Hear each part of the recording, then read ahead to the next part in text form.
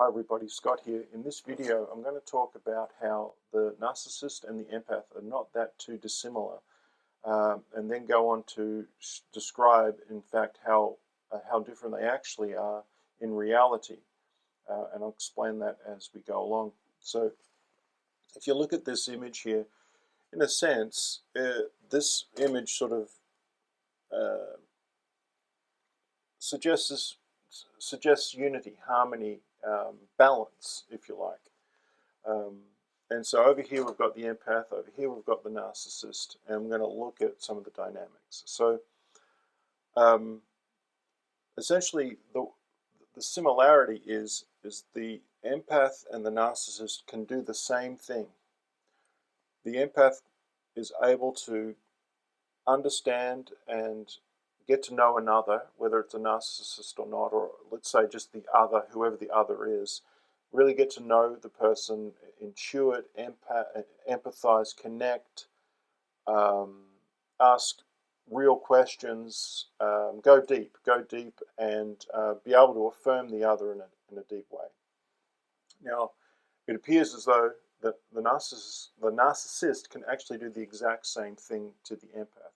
That's how it feels for the empath. Is that like we're having this reciprocal connection. I'm giving and receiving. They're giving and receiving, and it just seems like everything's just flowing beautifully. Everything's working. This is harmonious. This is mutual and lovely. And so the narcissist is able to get to know the empath in a similar kind of way, in the sense of get to read the other, get a sense of the other, be able to speak that reality back to the empath, all of that. So you could say in simple terms that the empath and the narcissist have the same gift or the same ability, but use it for different reasons. That's where it gets where it gets inverted.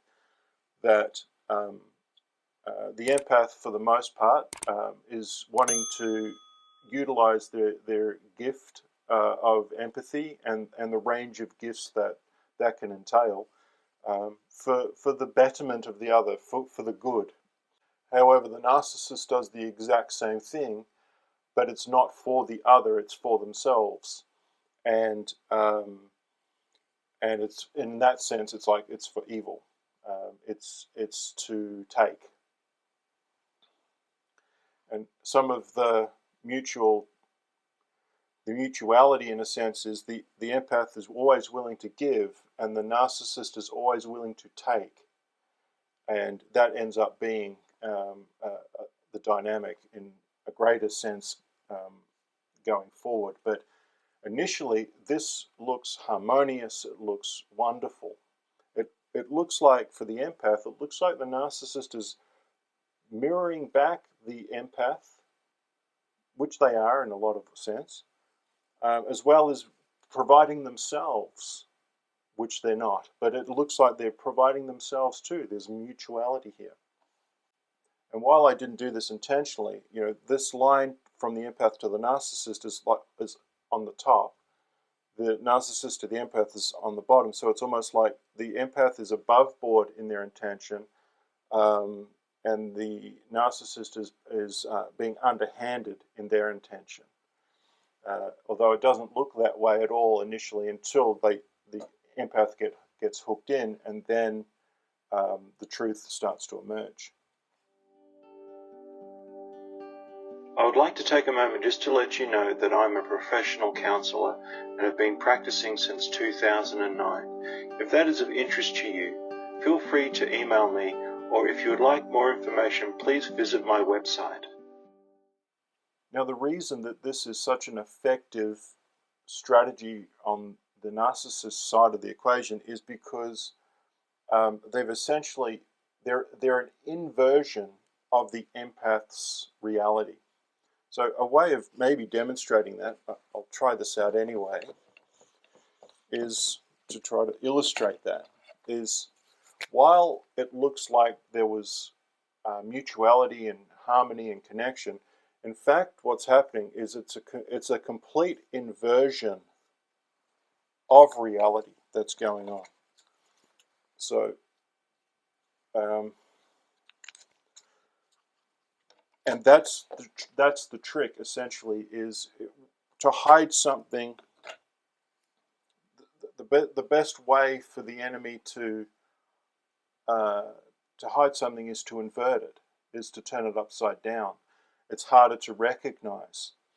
And so this is a more accurate picture of what's going on initially, or like all the time, when the empath is dealing with a narcissist. They're inverting the truth in the sense that they're not empathizing. They're not mirroring back the empath in an above-board fashion. The narcissist is being deceptive in the way that they present themselves, quote unquote, to mirror to the to sort of reflect back to the empath. Reflect back to the empath, this is who I am, and it just so happens that who I am is exactly what you're looking for deeper down, that I've intuited in you to get you to bond with me so that then I can harvest your energy and make your life a living misery. Now, unfortunately for the empath, they usually don't realize that this is happening until much later. Things certainly go pear-shaped sooner rather than later in this dynamic, but the illusion that was created initially, when to the empath it looked like this person was standing the right way up, it was that connection is so powerful that the empath has a very hard time seeing this reality, this inverted reality, because of the power of the manipulation initially to get the empath to see this person in a light that how do I say that? Like I am the person you've been looking for. That's essentially what the narcissist reflects back to the empath in those initial stages. And so the empath is constantly trying to reject this idea and kind of trying to get the narcissist to stand right way up against, like what's going on? Stand correctly. Where have you gone? And what's, I think, crazy making about this is that the empath is constantly thinking the best of the narcissist, sort of feeding that narcissism, sort of trying to, like reflect back, you're a wonderful person, which feeds the narcissism, whilst the narcissist is actually turning this person's life into a living hell and getting fed that way at the same time. So it's a diabolical situation, as I've said in other videos. There is a spiritual component of this, that in the sense that the way I see it, or the way I can view it from a spiritual perspective, but I'll share that in another video soon. But hopefully this explains what's going on, and that the trick is the inversion of reality. What the empath thinks is going on, it's the opposite. And the narcissist is very, very good at inverting reality, inverting the truth. What would it be, like 180 degrees, like a perfect inversion of reality. So, this person's the good person, this person's the bad person. This person has an anger problem.